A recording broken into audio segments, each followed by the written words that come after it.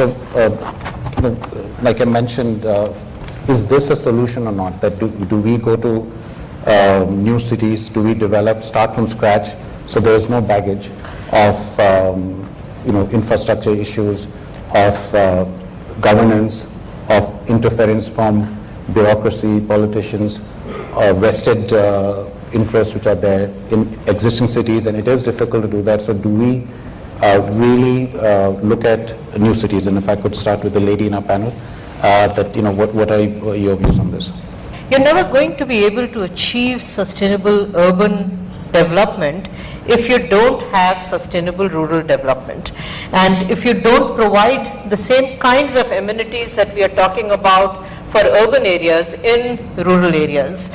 So it's not an either or kinds of situation that you focused, as I think one of our panelists mentioned in the last session, that you focused for a long time on rural areas and now let's look at urban. No, I think we have to look at both of them in totality and see how we move together to be able to arrive at some semblance. Yes, new cities do provide an opportunity to do your resource planning much better. But I think again, we can convert this opportunity into a reality. We will need the new cities. Navi Mumbai, I guess, is an example of a matured new city. And I guess I've also been in and out of Lavasa quite often, right? Which is again a much more newer city. And I quite see it as possibly a right model also, because it provides work opportunity, earning opportunity, besides living opportunity in a good environment.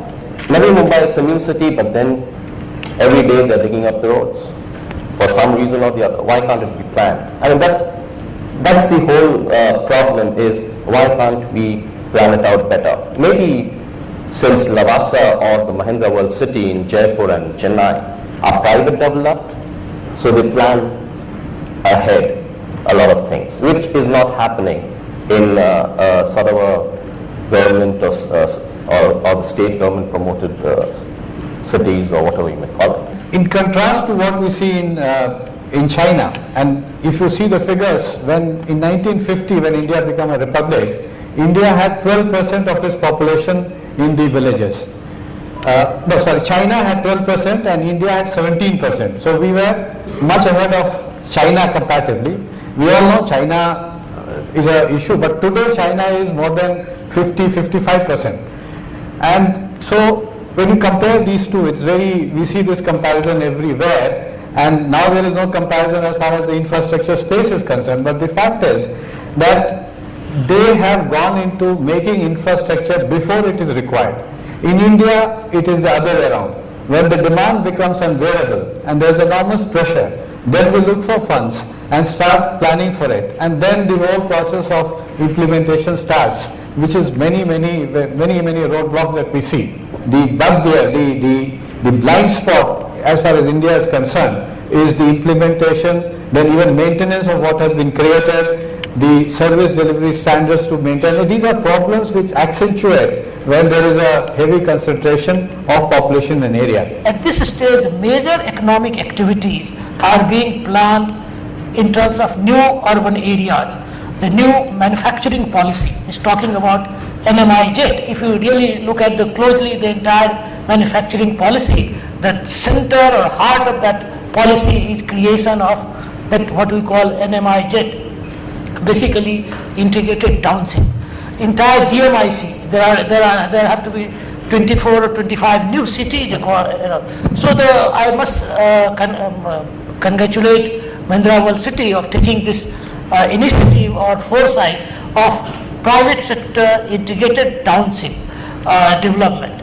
And what the industry or investors, as Invest India, we have investors from different countries, what they are essentially looking for, besides good infrastructure, good connection between township, industrial and facility service sector, also in terms of administrative structure, what is the delegation of power? Are there all the regulatory authority?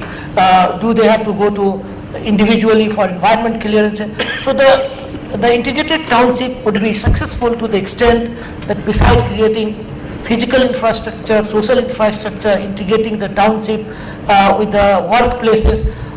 The administrative structure which is given to the township is also very critical in terms of making attractiveness. I'll just mention the case of Nimana, where the entire township is now being managed in some sense by JETRO, because the entire Japanese companies find it much more comfortable to work in that environment.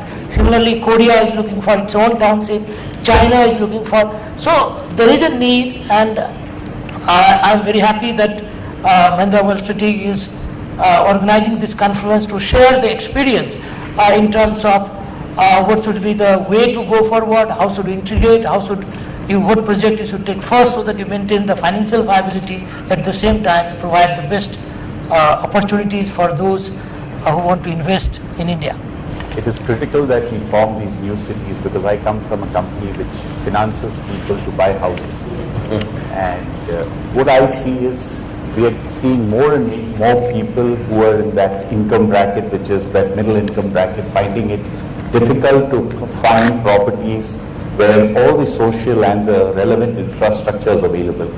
And then we had the latest buzzword of affordable homes, and you saw the definition of affordable homes to most people was bringing the budget up to 10 lakhs. But then you had, you didn't have houses, you had small pigeonholes, and they all came from a strata of society which was used to a minimum size and a minimum convenience, and you went and built houses end of nowhere when nothing was available and bracketed it under affordable homes and gave it to them.